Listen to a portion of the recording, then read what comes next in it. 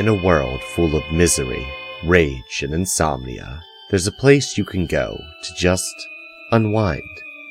All you have to do is take a long walk into the mountains, and just past the black house with the secret garden, you'll find a small cabin. Inside that cabin, you'll find the Hole in the Wall Book Club. So now that the dream catcher's hung and the fire started, we invite you to pull up a chair and join the Losers Club as we explore the world of officious little pricks and shining on.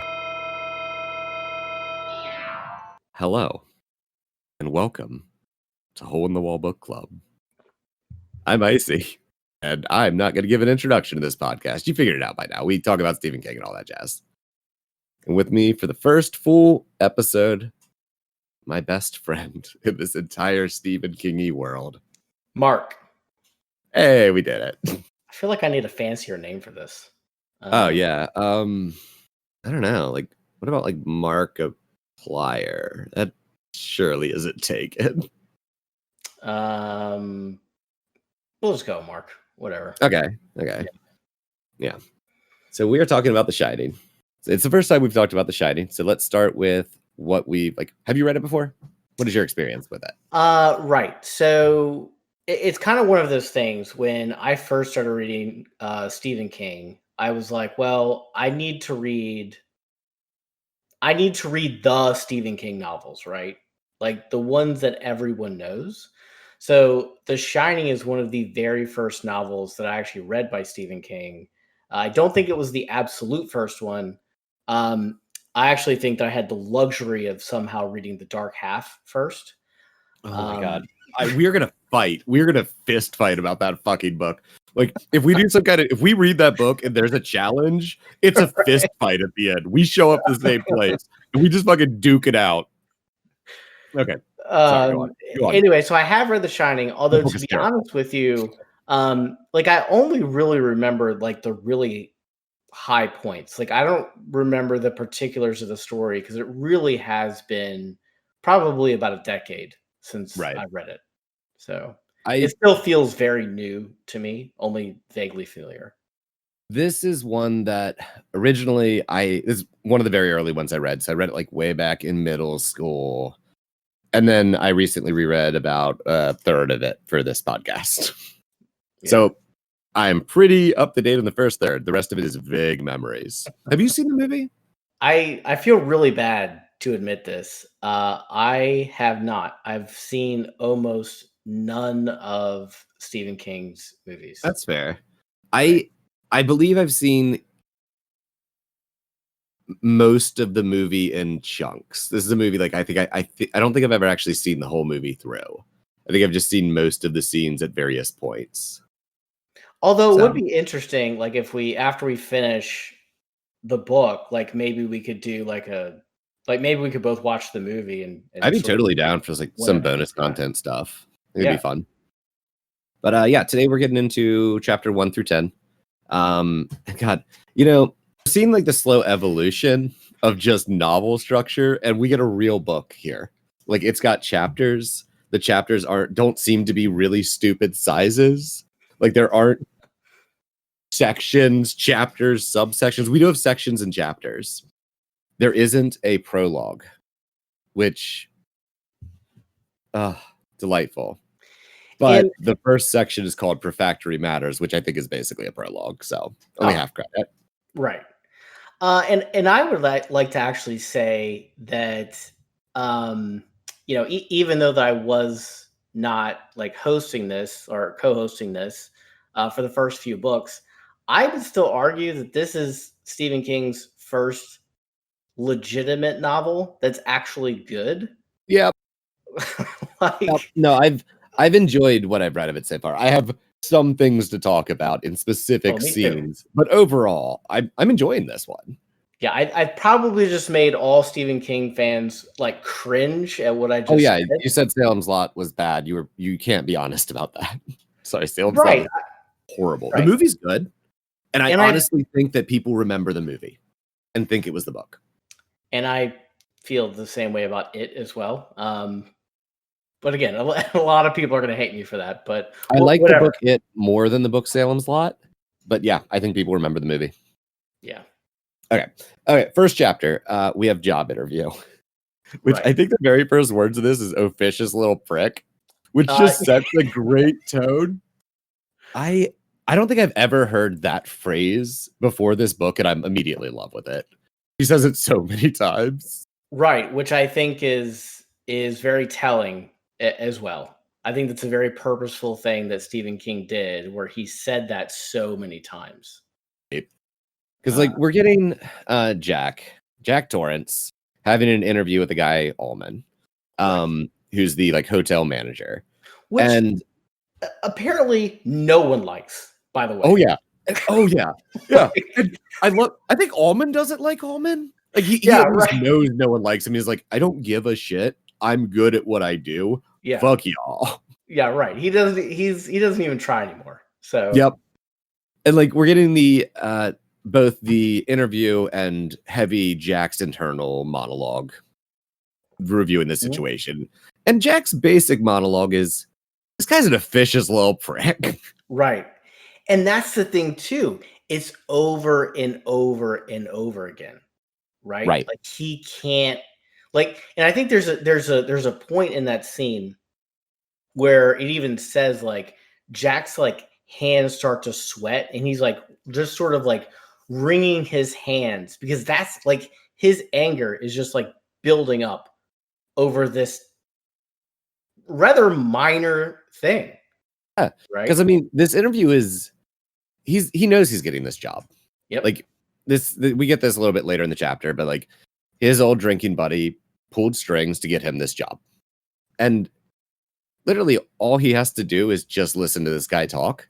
And frankly, Allman seems irritating, but the fact that he knows he's irritating kind of diffuses it for me a little bit. Like, yeah, I agree. If I was in that situation, someone being like, yeah, I know, I'm a prick. No one likes me. It's okay if you don't like me. I think that would diffuse my anger just a little bit. I'd be like, all right. Yeah, because it sort of like lets you in on the, okay, at least this guy isn't completely like not self-aware, right? Right. Like, he's self-aware. That's great. He knows he's a prick and well, we can just move on now, right? I mean, and especially in a, so he's applying for a winter caretaker job at the Overlook Hotel. Right. So this isn't even like I'm gonna have to see this guy every day. He's gonna have to see this guy maybe twice more in his life. Right. Exactly. And it's still just the majority of this chapter is spent on how angry Jack is. And I like this. No, I really do as well. And I may not be remembering correctly, but I think this is our only time, at least in the first 10 chapters, where we actually get internal Jack Torrance dialogue. We get I think so. There's some when we get like a little flashback in the Watson section. You're right. But I don't think it's more him examining memories than responding to the current situation. It is a bit different flavor, yeah. Yeah. So yeah, I think that's what that scene was all about. We get an introduction to the Overlook Hotel, that it's gorgeous. We get a bit of its history, that it has a sordid history. And basically they need to hire a winter caretaker because the only way to make it profitable is to have someone there through the winter and keep up maintenance so it's not a huge money pit at the end. The functional stuff that happened. Right. Which is just like crazy when you really think about it, but I try to wrap my head around all that and I was like, oh, I guess that makes sense. And then I got into this whole like wild tangent about like, I wonder if like things like this actually exist. Like, I mean, I have no idea, but I feel like at that time with like that kind of boiler tech, that we'll see more about the boiler, which I'm not sure if you know, but that boiler might be important. Yeah. It creeps. I need everyone to understand this boiler, it creeps. It big time. It's a creeper. Yep. Yeah, it like you walk in the room, it tips its hat, milady. I'm like, get the fuck out of here, boiler. Yeah. Right. So with that boiler, if you didn't have a winter caretaker, it would just have to be dead off. Right. So I don't know, pipes freezing. I could see it. I could see it being cheaper than having like water damage throughout as pipes freeze. I don't know. And let's be honest, they're probably not paying them that much anyway. Right. The highest cost to them is probably providing them food. Yeah. So, And from there, we jump to chapter 2, Boulder. And this is a really short one. I think we can just kind of breeze through it. This is when we get flashes externally that Jack's anger is more than just him being angry. Because we meet the family, we meet Wendy, we meet Danny. And in this, like, Danny's waiting for Jack. They have a talk about moving. Like, why did Dad get fired? And like, this point, we learn that Jack got fired and that he had some kind of altercation with a kid at his school. We don't get all that much detail yet. But by the end of this, these chapters, we get a bunch of detail. Right. And it came across to me as pretty severe. Like, basically, the kid was like slashing his tires. And Jack Torrance acted pretty harshly, I guess is the best way of putting it. Yeah. And like, we get a line from Danny, their 5-year-old. Did he hurt George Hatfield like the time I spilled all his papers? And then in the traditional Stephen King style of parentheses with injections of thought, we get Wendy thinking Danny with his arm in a cast. Right. And so we know he hurt his kid at some point. We don't really know the circumstances yet. Yeah. So I did enjoy that. Like, well, I mean, not. Yeah. Okay. Let's don't take me out of context. I'm just trying to say I really enjoy that this guy broke his kid's arm. No, and again, I think this is going to be the ongoing theme when we continue talking about section 1, which section 1, I think it's section 1 or part 1 or whatever. Part 1, I think. So yeah, part 1, I think is really going to set up a few very important things, and one of them, which we've already touched on, is Jack's anger and just how extreme it can go when he loses it. Right. And yeah, I mean, he's hurt his kid before pretty badly. He's lost his job over this.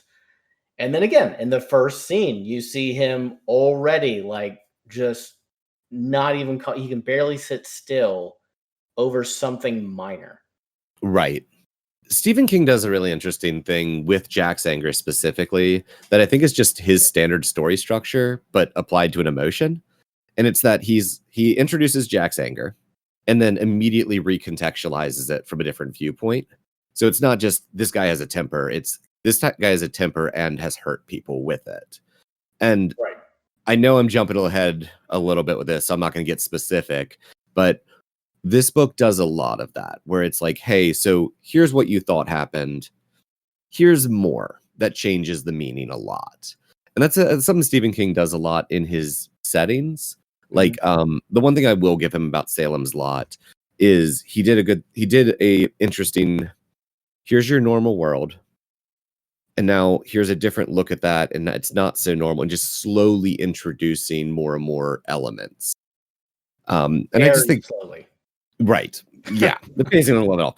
But I do like that it went from here's a guy with an anger problem, immediate next chapter.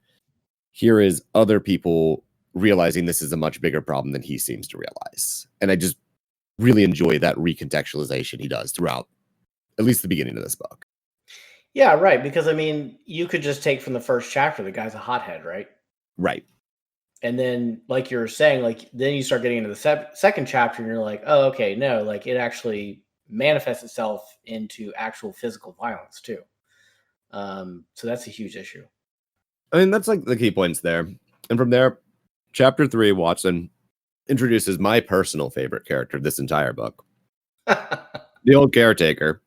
Basically, Jack goes down to the basement, and the whole time he's real pissed off that Allman doesn't understand that the nerve center of a hotel is the basement. He's real pissed that, like, he didn't show me the basement. So Watson is like the descendant of the dude who built this hotel. They fell on hard times, and now he works there as the caretaker. Yep.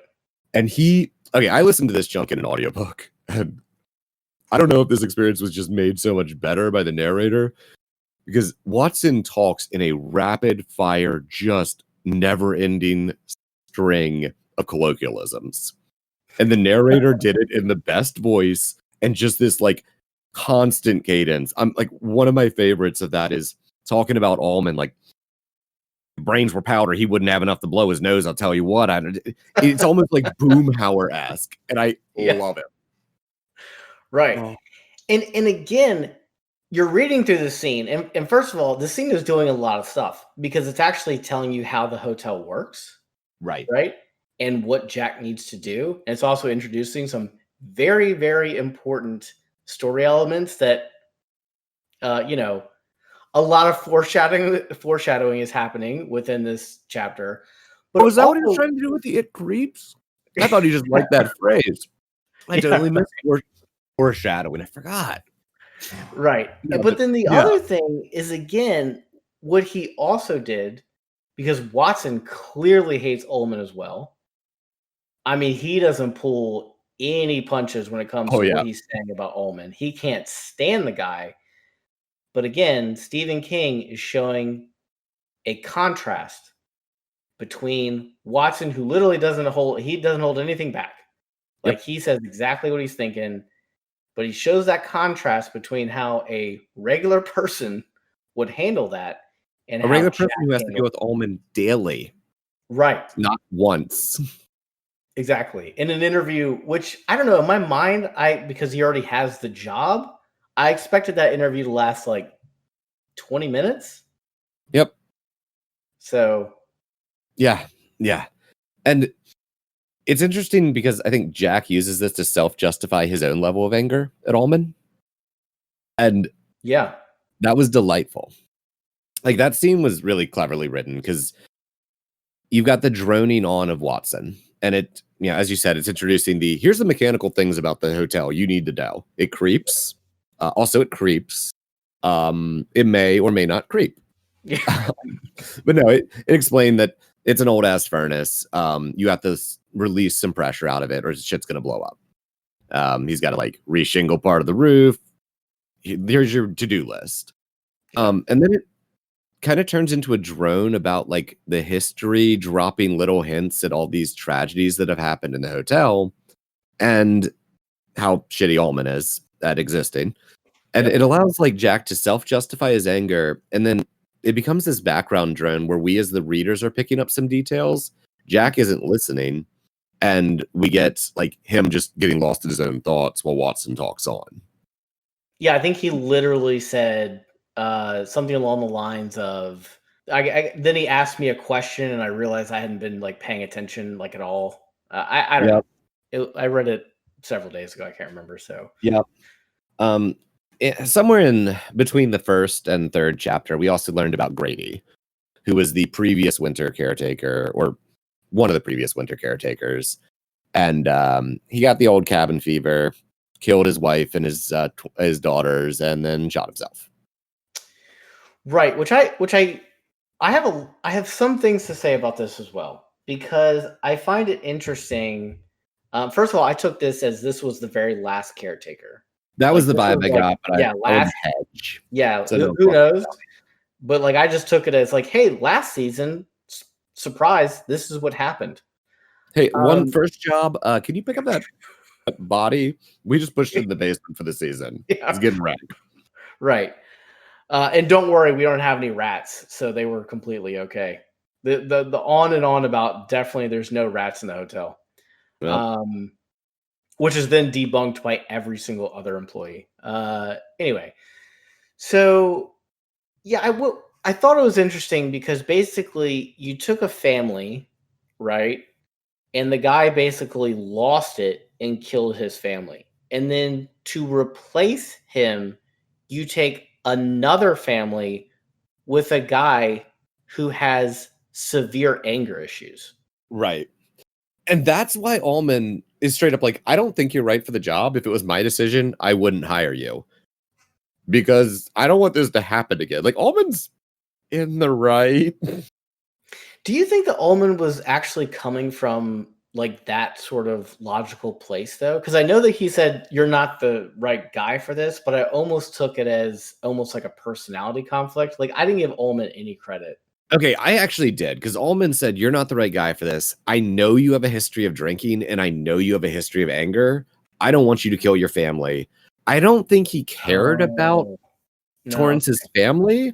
I think he didn't want his caretaker to kill the family in the middle of the winter and lose value on the hotel. Right. So I'm going to give him credit on his logic, not on his emotional capacity. Okay, that's fair. Allman straight up was like, "This is going to go bad." Yeah.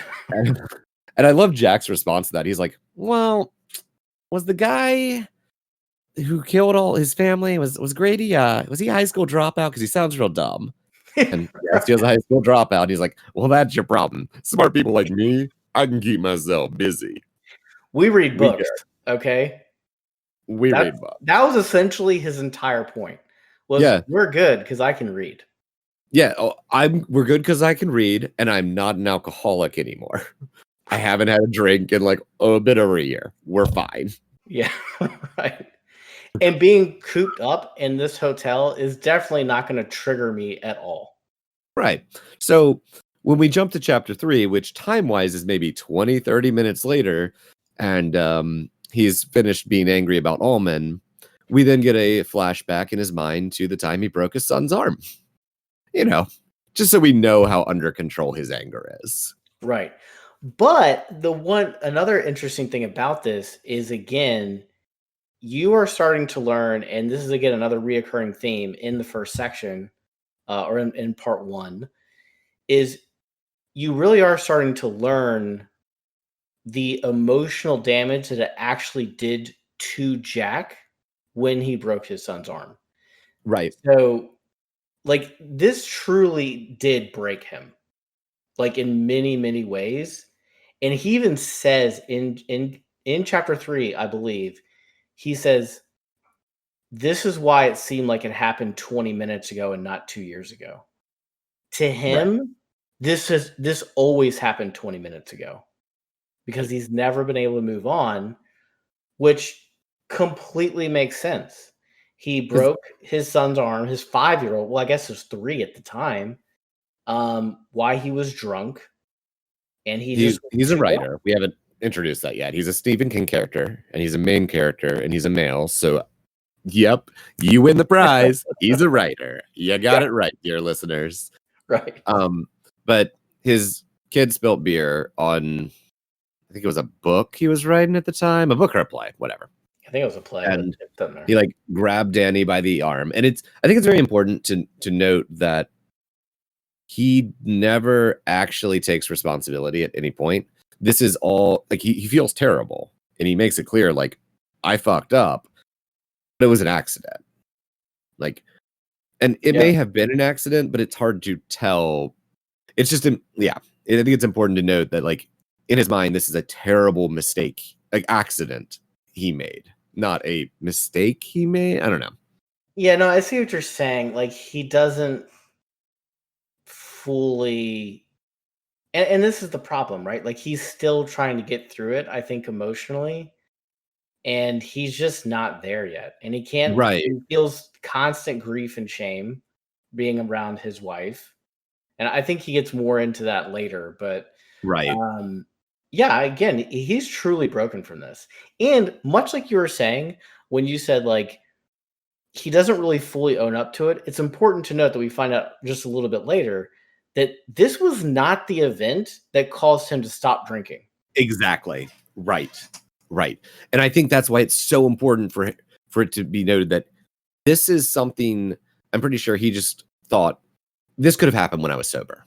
Like, this could have easily happened when I was sober. The alcohol had nothing to do with this. Like, right. There's that in there, because the thing that happens to make him stop drinking, it is clearly the alcohol that is making this happen. Yeah. But we'll get to that. Yeah, it's and this is, again, like, in the last chapter, we got Danny's arm in a cast. And that was the information we got on it. Jack was involved. Danny broke his arm. And then here, next chapter, we get a total recontextualization of that by seeing a different perspective on it. I just really enjoy that thing he keeps doing. Okay, right. Not Jack. Yeah. Jack, I would prefer if he never broke a child's arm again. Exactly. But, like I said, I think in the very beginning, or maybe even the intro here, It really is crazy to see the evolution of Stephen King's writing in The Shining versus literally just his previous books. Right. It really is a huge it's like a stark contrast for me. Like, I'm going to compare this to the love between, I can't even remember the main characters. Sue, I think, because he used Sue twice in a row. And whoever the main character of Salem's Lot is. Yeah. Ben. That sounds familiar. Yeah. There are several points in that where they're like, I don't know why I love you so much. It feels destined. I'm like, and that just is what happened. Stephen King was like, oh, I'm just going to write that this is destined. And I'm like, yeah, right. What? And compare that to this. Exactly. Like he's finally getting to a point. Or a lot less cocaine on this book. Yeah, it was less cocaine on Stephen King's part. And he's finally getting to a point where he's like, oh yeah, my characters they have to have depth to be believable. You know? Like it's not just here. So I think that's basically this. There's a lot more little details. It got peppered throughout this whole thing. We know that we know that Wendy is thinking about divorce and has been thinking about divorce for a long time. And we know that Jack fucking knows it. And we know that they haven't talked about it. They almost did. Right. Yeah. Yeah. Which we'll see from both perspectives, which actually I think I liked. I love that. I really, really did love that. I absolutely could have done without the introduction to Wendy's perspective on that whole event. It seemed gratuitous, but it's fine. I don't actually recall. When we get the chapter where we get her perspective on that, it starts with talking about his hot seed drying on her thighs. Oh, right. Like, which was said to. By the way, that was said more than once. Yep. It wasn't even necessary the first time, and it was said on more than one occasion. Yep. And I was like, hey, this is just as awkward the second time around.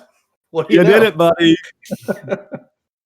Yeah, okay, from that chapter, we jump into 4, Shadowland. And this is when we get a chapter focused on Danny. And that Danny's a weird fucking kid. Right. I believe this starts with Danny sitting on the side, or in the the sidewalk outside the house, waiting on his dad. Mm-hmm. There's a bit of a talk between the mom and Danny about, like, how do you feel about the move? And Danny, basically, we're finding out that Danny is very hesitant about the move, but putting on a happy face because he knows that once this information came up, his parents stopped thinking about divorce. Oh yeah, we should probably mention Danny's psychic. Yeah, he's a child who got his heart broken at 3. Of course, he's psychic. Yeah, we really glossed over that. Yeah. I don't remember. Is this where we get the whole full-on thing? Yeah, this is when you get the scene, like the premonition scene. And I was just looking at it, like where he's seeing like a future view of like, Danny, get back here and take your like medicine. Right. And it's not I don't think it's explicitly ever said, like, straight out that that's his dad. Right. But you have a really good feeling that's a big possibility because Danny basically says, and I can't remember exactly the sort of how this is phrased, but basically it's like, and the person who's saying it should not be like the person saying it. Yeah. Right? Like, it's clearly somebody he knows and he's close to, and you already know that they're about to be isolated altogether. So you're already drawing your own conclusions. I think that Grady thing was foreshadowing. Clever minx. You sly fox. There's a focus here on a roke mallet. If you don't know what roke is, congratulations, you're normal. It's like a predecessor to damn it, what's that?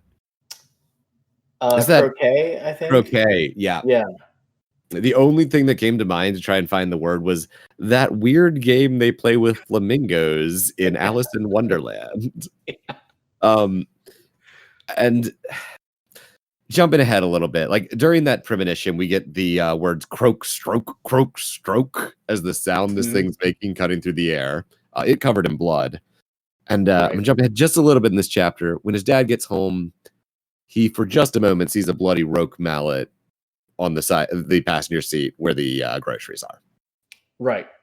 Starting to think it's that full foreshadowing thing. I'm glad you turned me on to that. It's making a lot of this make a lot more sense. Yeah, I mean the foreshadowing in the book is so hidden that if I didn't bring it up, I mean, who would have ever have picked up on it? I mean, it's almost 3 shadowing at this point. That was the dumbest joke I've ever made. I'm going to hell for it. Oh no, I hope you're keeping that in. That's a good joke. Oh, I'm keeping it in. I don't add it. Yeah, we learn about Tony. Tony is what Danny's parents call his imaginary friend, though it is a psychic force of some form talking to him and showing him these visions. Like, I think it's pretty obvious to us, the readers, this is all very real. It is real in a very interesting sense. And the thing that I sort of was asking myself through, especially this chapter, and I think we see Tony a little bit more later on in the first 10 chapters. And I keep going back and forth how I feel about this. Is Tony an individual being with his own thoughts and his own consciousness, or is Tony somehow just an extension, like a manifestation of Danny's own powers and the ability to have like premonitions of the future? Right. And sort of given to him in a way that he can understand it and he can trust it. Right. I actually cannot. I don't know. There is a weird bit, and this is jumping ahead a little bit. There's a bit later where I think it's a doctor is talking to the parents about Tony. And he says, you do know why he chose the name Tony, right? And I, as the reader, don't fucking know. Still. I don't either. Oh, wait. What if Tony is secretly Dutters? Never mind. I'm not going to go on a fucking Dreamcatcher rant right now. We're going to read that one soon. I'm excited. Yeah. But yeah, from there, I think we get like a little bit that Danny's parents kind of know that he's a bit different, but try to deny it. And Danny started hiding it. We know that he can think a certain way to make Tony come. And he doesn't do that because it looks like he kind of, passes out when he does it. So he doesn't want to freak out his parents. And it also seemed like he didn't really have a good grasp or control on it either. I think he even said, like, there's been a lot of times where I've tried to talk to Tony, but he doesn't show up. And I think it should be noted that until this scene, like, we get a brief history on like Tony, just very brief, like other times Tony has come, but he makes a very big point that this is the only time Tony has ever scared him. Right. And I think like he pushes a lot of these visions out of his mind throughout the next bit of this by basically being like, but Tony isn't always right. Yeah, that's a big thing too. Like, and that's just, Danny trying to cope with this scene. And again, you have to remember, he's 5. Right. Like, he's 5, and he has been able to hear the word divorce in his parents' mind, not know what it means, be able to feel all the emotions involved. Right. And also feel the word suicide in his dad's mind with the same concept. And he's torn between, okay, this shit Tony's showing me scares the hell out of me, but since they started talking about moving, those words have gone away. Right. And it is a rough spot. Yeah. I'm just saying, with Stephen King logic, he's going to be extra shiny by the end of all this. He's going to be like burned down 2 towns shiny. I'm done. Yeah. Right. I'm pretty sure until the Institute, you couldn't really confirm that like Carrie's style of powers was actually the Shining, like the same thing. I think it was the Institute that finally put TK and TP as one concept. Right. They sort of categorized it and just said, hey, like, this is an actual part of the world as a whole. Right. Because like from there, like before then, you kind of either had people who had telekinesis in a book or telepathy in a book. You had the Shining people or like the Carrie/Firestarter people. Right. It was interesting the Institute finally being like, yeah, they're both powers. They're both here. It's fine. You can have both. It's fine. Which is a good book, by the way. Oh, I like that book a lot. Right. Enjoyed that one. I think the only other things we really need to get from this scene is that Danny loves his dad more than his mom. He's definitely a good dad. Yeah, he's definitely a daddy's boy, like big time. I mean, this is again, you're seeing the scene where Danny is just like literally waiting outside for his dad to come home, reaching out with his mind to make sure his dad hasn't crashed. Right, and these are also some interesting things too, because you actually see Danny concentrate and basically peep into the conversation that his dad is having with Ullman, or maybe Watson. Yeah, I think it's right out. Yeah. So basically, he can reach far out and actually hear conversations that are not happening anywhere close to him. Yep. Right. So I think that's really important. And yeah, like the things that he sees. I mean, he sees like the red rum, like blood stuff in this scene as well.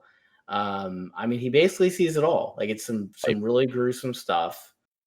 But I just want to say too that it's important to note Danny's seeing all this happen in the Overlook Hotel, but he has no idea that that's where his dad is actually this place is just unknown to him. He's just seeing a place that he's never seen before in these visions. He has no idea that that's where he's about to go. Right. He's just got Tony telling him, yo, future scary. Yeah, and the bad thing, I think Tony, even at some point, didn't Tony say in this chapter, he said, like, don't go? Or was that later? If not in this chapter, we get a chapter near the end where he has another vision. And he definitely says in that one. I think he might have said it in both. Yeah, I mean, he certainly says it before he goes, right? And he's going to get there before the 10 chapters are over. Right. Which I thought was weird, too. Like, that's a lot of, like, agency. Like, a 5-year-old doesn't have that much agency, right? Like, hey, Danny, 5-year-old, like, don't go, buddy. Like, when your parents leave, like, you should just stay back. Well, I mean, I will say, there's a scene later where Wendy talks to Danny privately. And it's like, do you want to go? Like, and I fully believe that if Danny said no, Wendy would have called this off. This woman, I'm going to break out of the order here a little bit. Like, we get a bit about Wendy at some point, and we see that, like, their marriage was on the rocks already. Things were falling apart, and she frankly admits that she would have left Jack already if her mom wasn't just the worst person that's ever lived. We get a little bit on their relationship. Basically, at some point, Wendy's dad left, and Wendy's mom was like, hey, it's your fault. Like, very openly, constant throughout her childhood, like, oh, it's your fault. Your dad left. I need you to know that. And now she constantly judges the way that she takes care of Danny as well. It's just like a constant nightmare for her over and over and over again. Which, again, I like, for me, like, I just started wondering, like, I wonder how much she was actually just pressed into being with Jack just to get away from her family. Although it did kind of sound like their relationship was pretty good in the beginning, in the very beginning, but whose isn't, right? Like, I mean, the first, lot of mine. This podcast is about to get real personal. I'm exclusively attracted to red flags. It's just right. My type is someone who will ruin my life. Right. And quickly. It better be quick. I don't have time to be waiting around. Come on. So I'm getting old. I need my life ruined now. Right. All right. So I think that pretty much wraps up that scene. And again, just a lot of important things because you're learning what Danny can do. A lot of what Danny can do, what he's capable of. You learn about Tony. You get a lot of the premonition stuff. Right. Or possible premonition stuff. This definitely isn't like, foreshadowing in any way. Glad I learned that word today. It's been useful. Right. But this ends with Jack getting home and, like, a cutesy scene with like, hey, I got the job. And Danny just being like, yo, my parents are actually happy. This is awesome. Right. And from there, next chapter is Phone Booth, which is another Jack-centric, let's reveal some history chapter. I think this is when we get why Jack quit drinking, right? I believe it is. And the whole thing starts out with basically he's driving up to the store to use the phone booth, even though they have a phone in their house, because he hated the fact that Wendy pressed him to get a phone because they have a child. And he's so stubborn about it, and he can't let his pride go, that he has to drive all the way to the store to use the phone just so Wendy doesn't see him use the house phone. Yup. And I gotta say, this was another one of those time shock things where I was like, the fuck doesn't have a oh, right. Yeah, right. This threw me off for a sec. It's very, very important to know the time setting of this book. There's something Stephen King is not shy about, like dating his books. And I actually really appreciate it. I think I might have talked about this in the cast before, but him putting his books in a specific point in time instead of it being current day, I think keeps them from ever feeling dated. It's like, when you set something in current day and it doesn't have a cell phone, you're like, what? Right. But if you set something in 1980 and it doesn't have a cell phone, that just feels fine. Yeah, you're like, well, I know, 1980. That completely makes sense. No one did have cell phones. Yeah, that's a really good literary element, and I still think he still does that, right? Like the Institute. Yep. Well, no, that was set in modern times, but I think it. Quote unquote. I think it was set closer to our time, but still in a specific time. Like even when he writes a book that takes place now, it takes place in like 2018. Now. Yeah, you see the year, right? Right. And it's current for now, but years from now, it's still going to be, this is the time it took place. Yeah, and then 30 years later, when somebody makes a podcast about your books, they can still get into it. So. Oh yeah. It'll be me, but in a robot body. Right. I don't think you're gonna make it through the whole revolution. I'm planning on selling you out to robots, so hey, man, like I said, ruin my life and ruin it fast. Okay. So, I mean, maybe at this point, like at that point, I think Arn Tech will be good enough, and I'll just like train up a co-host. Yeah, right. You just program one. All right. So yeah, we have the phone booth scene, which is again just showing you a lot of Jack's character, the fact that he has to do all this. Danny waiting in the car, looking over maps. Yep.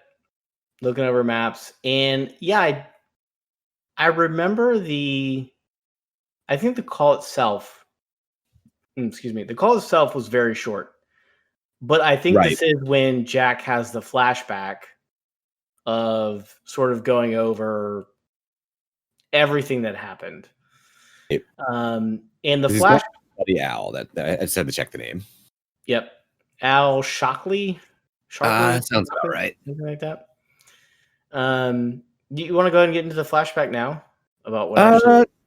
Yeah, sure. Because that's when we get the everything that happened with what's that kid's name? I love that this book, after a certain point, I'm gonna have to remember like 4 names because they're all gonna be stuck in a fucking hotel together.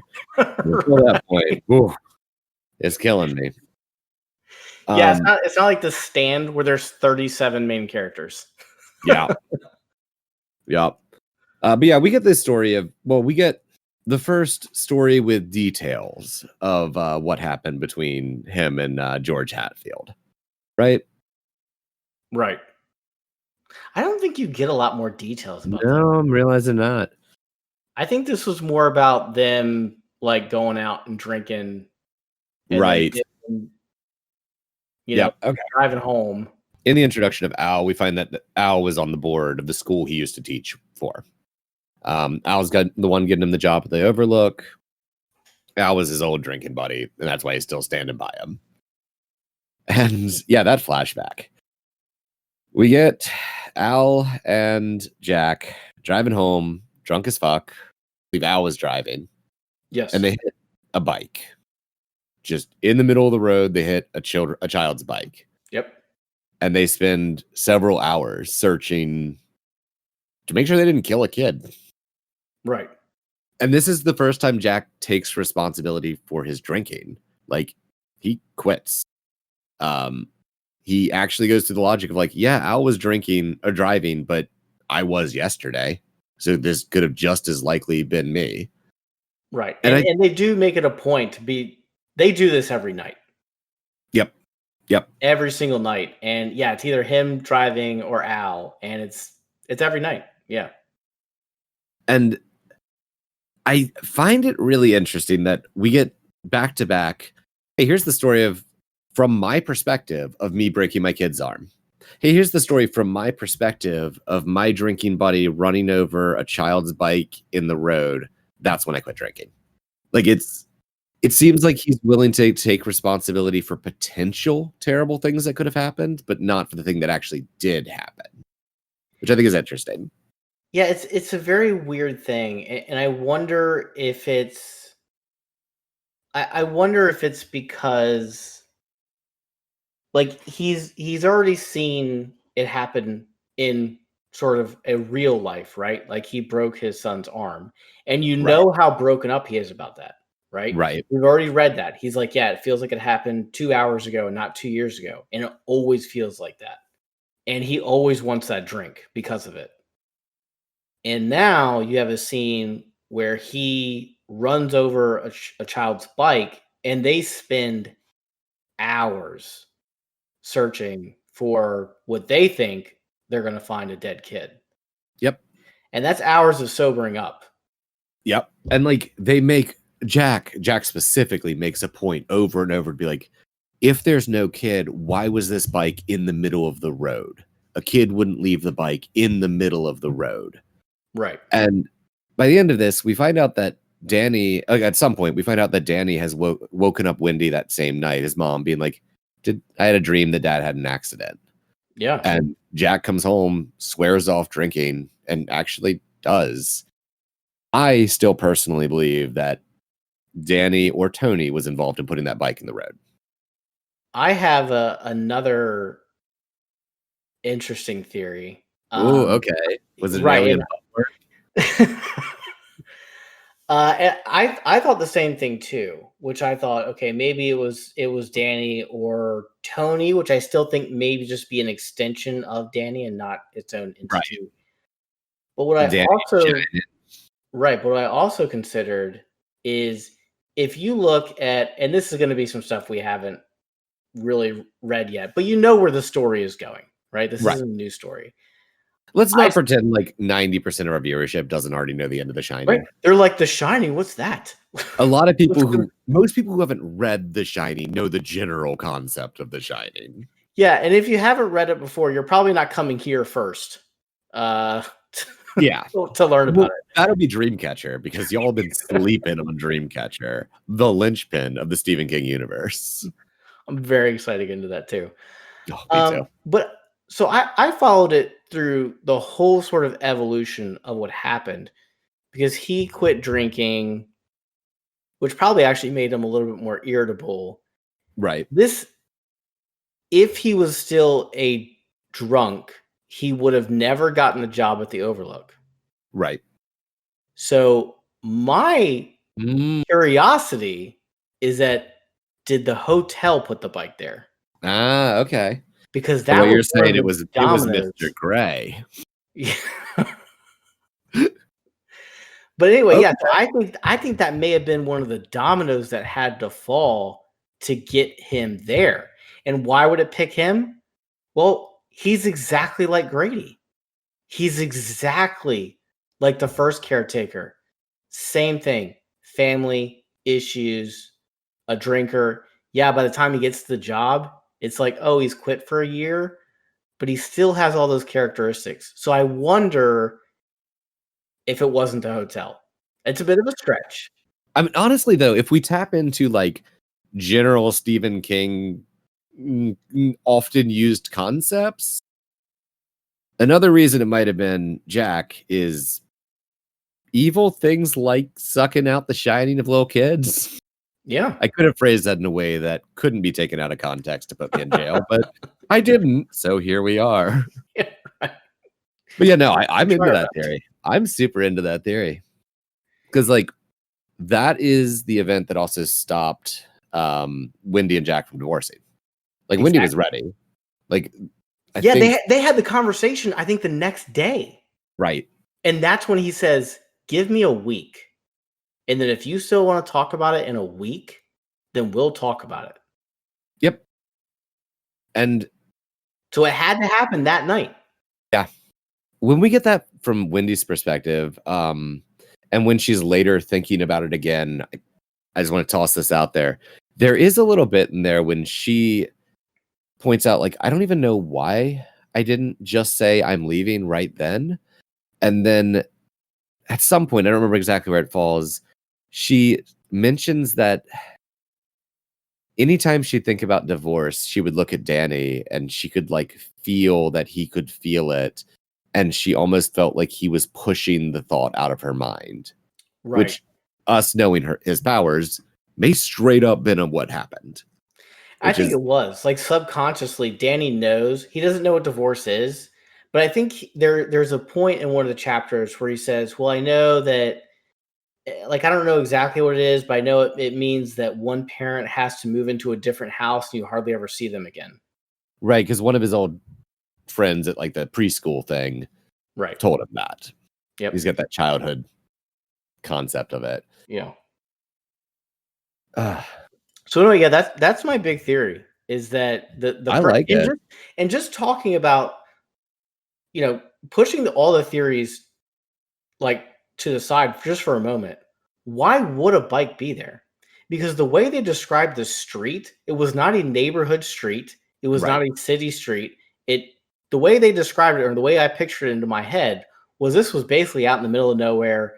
They were coming in from the bar or whatever. They're driving home. They're drunk. Because I think even they, at some point, they were like, "What? How? Like, why the hell is a bike here?" Right. And it's like so out of place that's what got me thinking, like, there's something to this.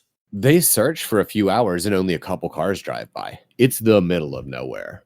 Right. And they make that a point too. Yeah. From not too much else happens in this chapter. He talks to Al quickly, and it's basically, hey, Almond's a prick. I got the job. Let's do this thing. Right. It's really not much. And then I think there was some mention of like, hey man, like you might be coming back next year. Like some people are already like we're already a little bit too hasty about the decision. So yeah, Al's whole thing is like, just coast by on this, keep your head down, keep writing your play. Because the reason he was liked at the school was he's written a novel, they got some recognition, he's working on a play that people think will bring recognition to him in the school. Yep. And like they're kind of worried about missing out on that. So Al's like, keep your head down, work on your shit. We're gonna fix all this. Setting up that like golden goose at the end of all of it. Right. And from there we get into next chapters, the night thoughts. We've talked a little bit about this, the way it starts and the way it ends unnecessarily with slowly drying semen. Sorry, slowly drying seed. Yeah, it's so awkward. And this is when we get like Wendy's perspective on the divorce thing, which I think we've kind of talked about most of that. And then we get a bit of her talking about just how fucking weird her kid is. Like, just her noticing and the telepathy, basically, and then justifying why it's not telepathy. Yeah, which I think is almost fair, right? Like, if this was in real life, I think you'd be like, wow, that almost seems like it's telepathy, but like it can't be, right? Like that's ridiculous. If people, like, I would know, like everyone would know if that was really a thing. Right. So even though it's ridiculous, it almost makes sense. I don't know. So yeah, and I have a little story for this one. At least we get a little bit at this of Danny's birth. He was born beyond the veil with the caul still over his face. I forgot about that. Yeah. Have I ever told you about my birth? Because I get to one up Danny. We actually don't talk about that very often. Weird. Yeah, right. Why does that not come up? On the day of my birth, My father still said, okay, no, let's, on the day of my birth, I came out in a completely unbroken embryonic sac. Wow. My mom's water never broke. They had to cut that shit open. There was an old nursemaid there who my dad still claims this is the creepiest moment of his entire life, turned to him and said, "That means he'll have second sight." And I'm pretty sure she cursed me with schizophrenia. But yeah. I was born in an broken embryonic sac. I was basically popped out like an egg. So fuck you, Daddy. My birth was cooler. Yeah, right. Where's my shining? Way to one up, Icy, you know? Yeah. Yeah, thank you. Stephen King, if you would like to write a book about me, I'm available. I would ask that you keep my child abuse to a minimum. Just like half a cup of abuse. Right. Yeah, I think that's all I had to say about this chapter. I want to talk about me for a bit. How about you? Yeah, that's fair. Yeah, I don't really remember anything about like they talked about like the significance behind the birth and stuff like that. It was kind of interesting because I didn't really feel like it necessarily added anything. The one thing I liked that it did is we just got Jack's perspective on the whole divorce thing, and then we get Wendy's. I did like that. I think that was very important. But just like the birth itself, that's true. I was just like, okay, like that happens, right? Like, I mean, like the whole born beyond the veil, like with a call on your face, is like such a classic supernatural influence thing in so many cultures. It just felt like and here's some like cultural legitimacy to this. Right. It kind of felt like he didn't quite know what he wanted The Shining to be on a larger scale. Which is fair, right? Yeah, this is, absolutely. I mean, his first few books were absolute garbage. I mean, Carrie was okay. It happened. Some really cool scenes that later got done better in Dreamcatcher. The linchpin of the Stephen King. You know what? Fuck you. Carrie had local heartthrob Tommy Ross. That makes the book worth it. And maybe that was the whole reason the book was written. Let's see. I thank him for that. Let's see. And then we get our next chapter, we get the Danny having another nightmare. It's honestly, it's kind of just the first the first visions, but more. This is chapter 7, right? Yeah, in another bedroom. We basically just get Danny freaking out about the overlook and then lying about it, being like, "No, I'm fine." And again, just seeing that word red rum like over and over again. Yeah, like both of those chapters 6 and 7. I feel like I am making it sound like they weren't good. They were enjoyable to read. They were very good. Yeah, they're just not to talk about. Does that make sense? Like, there's not a huge amount to say about them. Yeah, I mean, because this is where you're starting to get some of the actual like horror scenes, right? And it is sort of hard to break those down, because you're like, yeah, this is some scary shit. Yeah, like, it's just written as like flashes of scary scenes. So like, right. I mean, I guess if you want to read just the spooky bits, read chapter 4 and 7. Right. I mean, the only thing you really have is Danny saying, well, Tony's not always right. Right. Yeah, Tony's been wrong before. It's okay. And then we end that. That's the end of part 1. And part 2, closing day. Part 2 is basically where everything's all set and we're going to the Overlook. Yep. I don't have too much to say on 8 and 9, like individually. It's kind of just them getting to the Overlook. We get more of Danny being uncomfortable, but also feeling the happiness and emotions of his parents, and it being better than it's felt for a long time. So he shuts up. I do have one small thing, and I don't remember if it happened in 8 or 9, but as they're driving to the Overlook Hotel, and you continuously get this. There's a lot of dialogue about, because they drive like this old, beat up bug, right?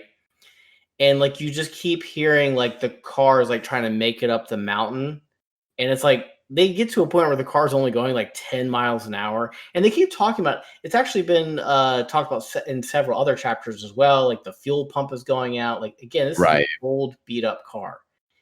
And there is one line in chapter 8 or 9 where they're all in the car, or maybe they had stopped somewhere, I can't remember, and either Danny or Wendy, they're super concerned about the vehicle.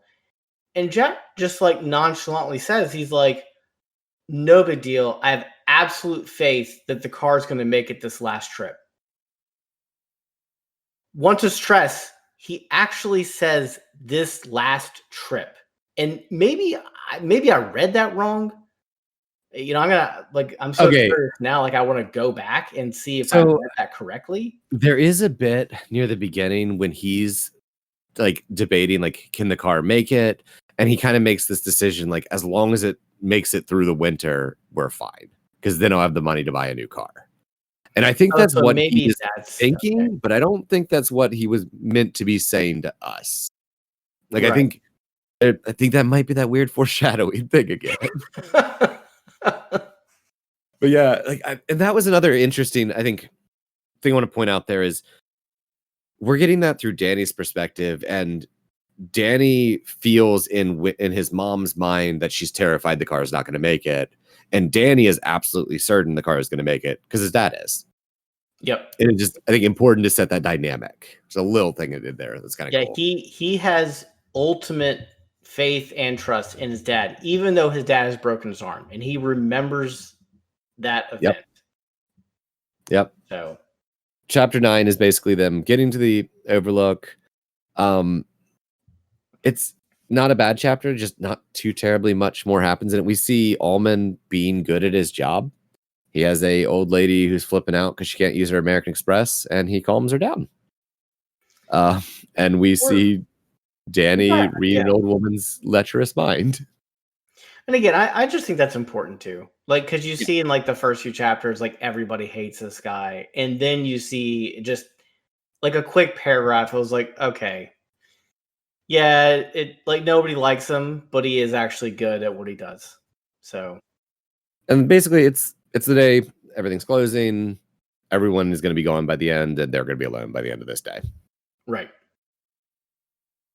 Yeah, I don't have much more on those, but I have some opinions on the next chapter, Halloran. Well, let's get right into it. Yeah. Because in Halloran, they meet the cook, Mr. Halloran. Yep.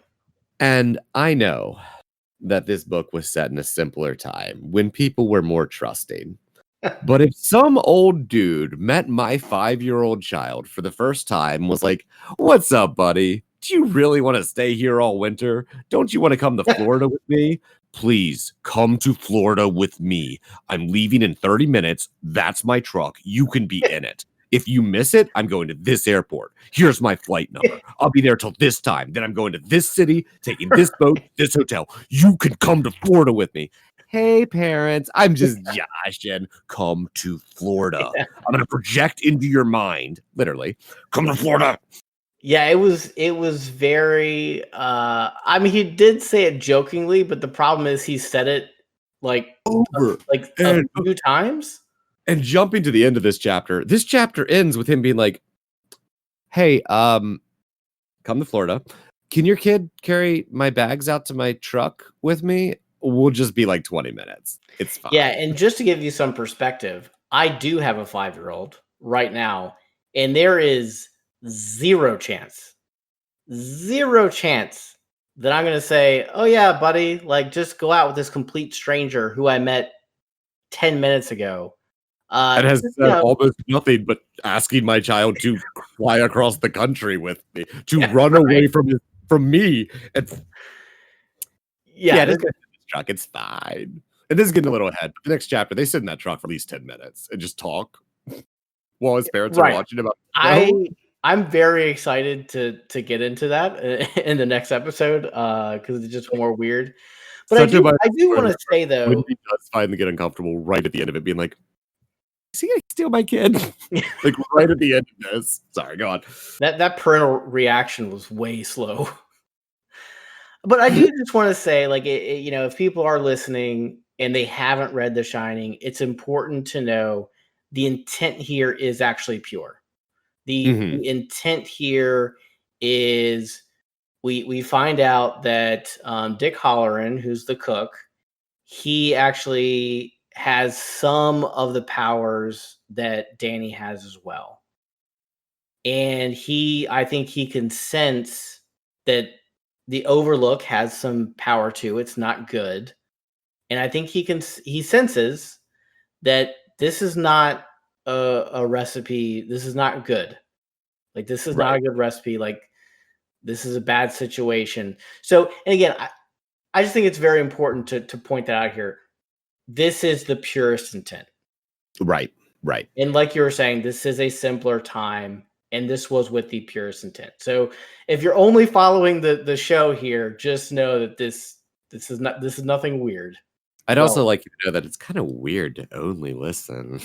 But that's fine. That's fine. I mean, I love you. You're great. Keep on doing you. You know what? Listen twice. That's the same as reading. Right.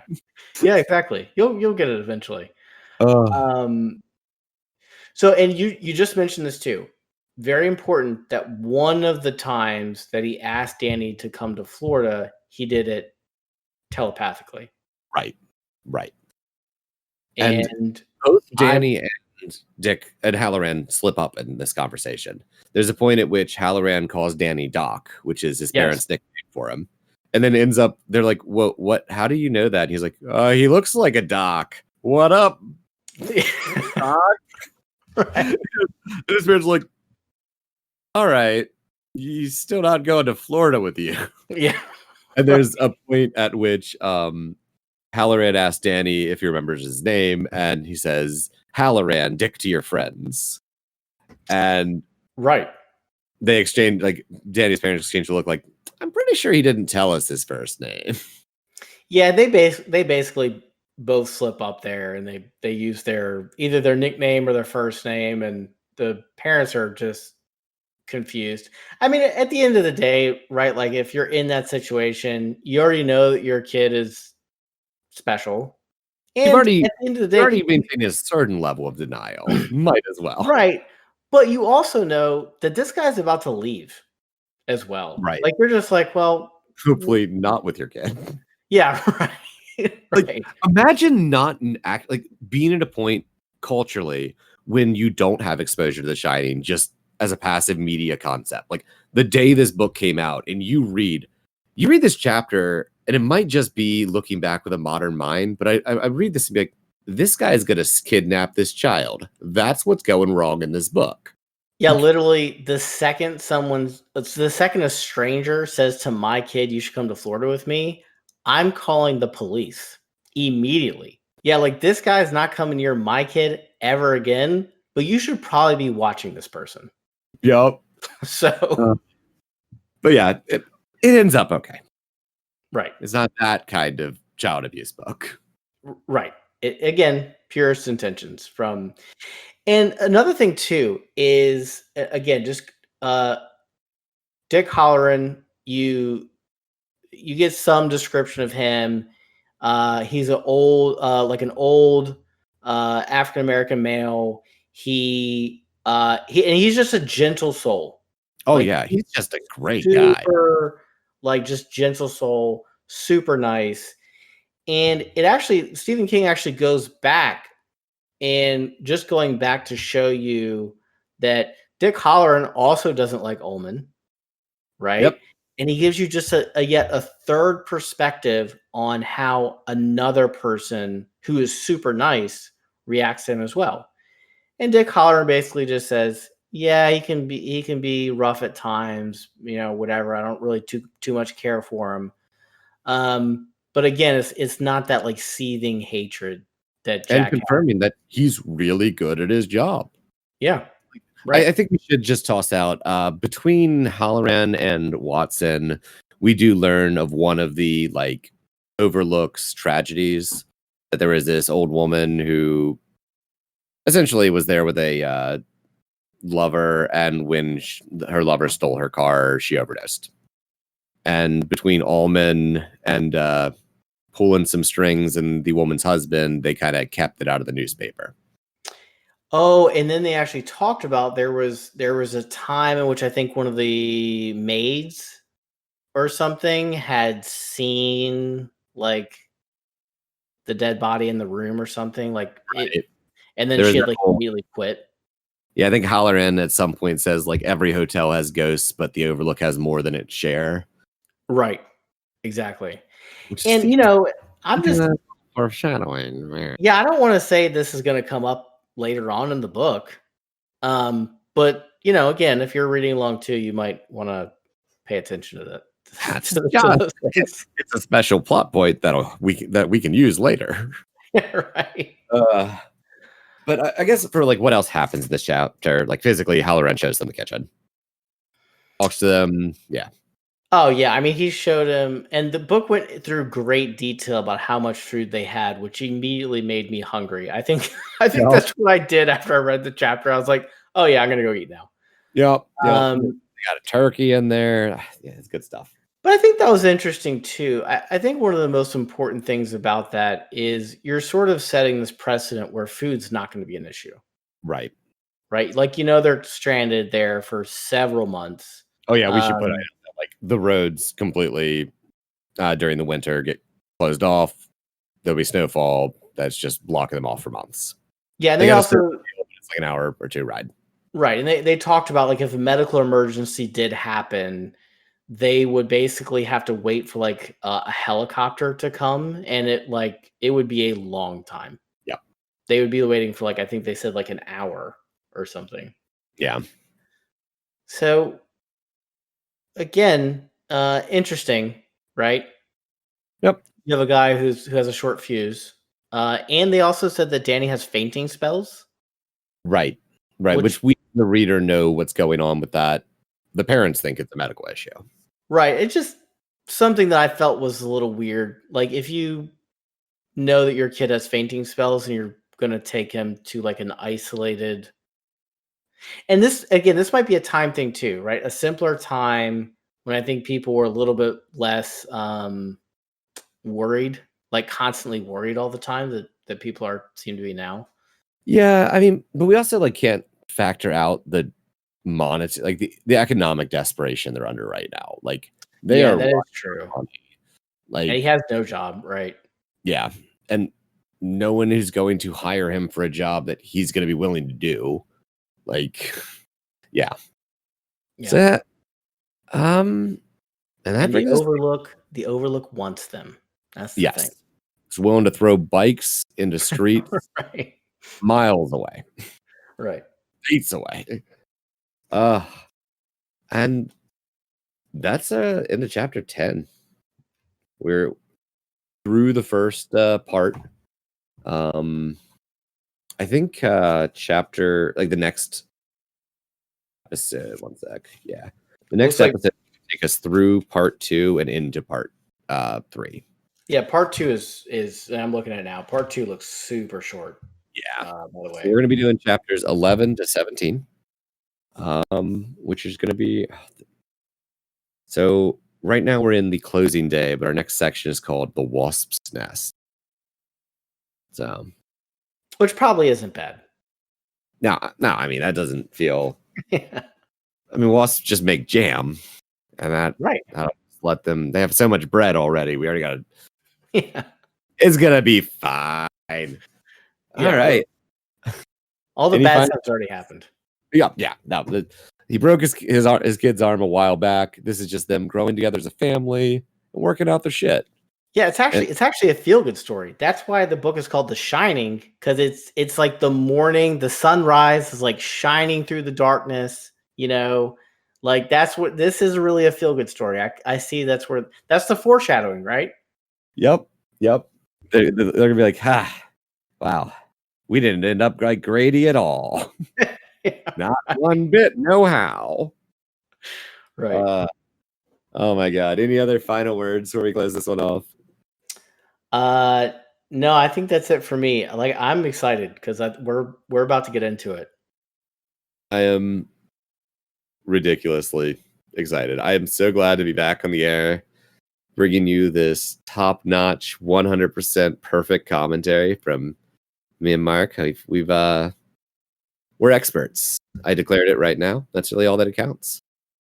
I mean, this is the number one Stephen King book club podcast that I'm aware of. At least the number one that we're both on. Right, exactly. And I've listened to every single podcast we're both on. Yeah. So, just saying.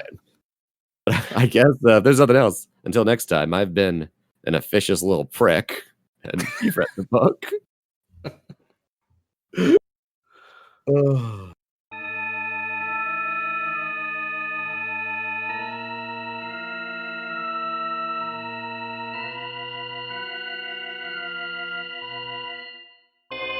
Hole in the Wall Book Club is a part of the Icynewyear Productions Network, and produced and edited by Anthony Sheets. The music in this episode is Supernatural Radio by Kevin MacLeod. There'll be a link to his license and website in the show notes. If you want to get a hold of us, tweet us at Icynewyear, or send an email to icynewyear@gmail.com.